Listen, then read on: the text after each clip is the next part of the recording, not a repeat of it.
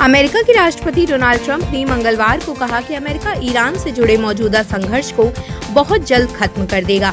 वहीं उपराष्ट्रपति JD Vance ने चेतावनी देते हुए कहा कि यदि ईरान परमाणु हथियार न बनाने की शर्तों पर सहमत नहीं होता तो अमेरिका पूरी तरह कार्रवाई के लिए तैयार है।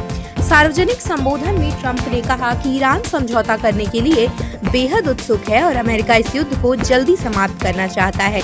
उन्होंने ये भी दावा किया कि आने वाले समय में तेल की कीमतों में भारी गिरावट देखने को मिल सकती है, क्योंकि वैश्विक बाजार में पर्याप्त मात्रा में तेल उपलब्ध है। इसी बीच अमेरिका और ईरान के बीच तनावपूर्ण कूटनीतिक स्थिति बनी हुई है। ट्रंप प्रशासन ने ईरान को शांति समझौते को अंतिम रूप देने के लिए 72 घंटे का समय दिया है। इस प्रस्ताव का उद्देश्य पश्चिम एशिया में जारी टकराव को खत्म करना बताया जा रहा है। उपराष्ट्रपति जेडी वैंस ने दोहराया कि अमेरिका किसी भी स्थिति में ईरान को परमाणु हथियार हासिल करने की अनुमति नहीं देगा।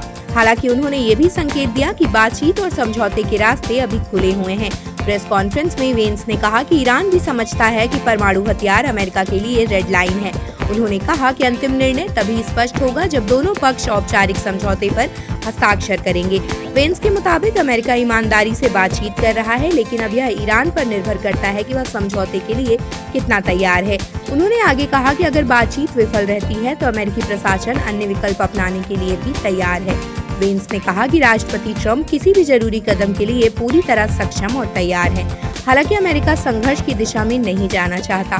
दूसरी ओर ईरान की संसद की राष्ट्रीय सुरक्षा और विदेश नीति समिति के प्रमुख इब्राहिम अजीजी ने हॉर्मुज़ जलडम मध्य को लेकर ईरान का कड़ा रुख दोहराया। उन्होंने कहा कि यह सामरिक समुद्री मार्ग ईरान की स्थायी राष्ट्रीय संपत्ति है और तेहरान अपने अधिकारों की रक्षा के लिए किसी भी तरह की नरमी नहीं बरतेगा। अजीजी ने क्षेत्र में दखल देने की कोशिश करने वाले देशों को चेतावनी देते हुए कहा कि ईरान अपने हितों की सुरक्षा के लिए हर संभव कदम उठाएगा। आप देख रहे हैं सौगंध टीवी, सौगंध वतन की।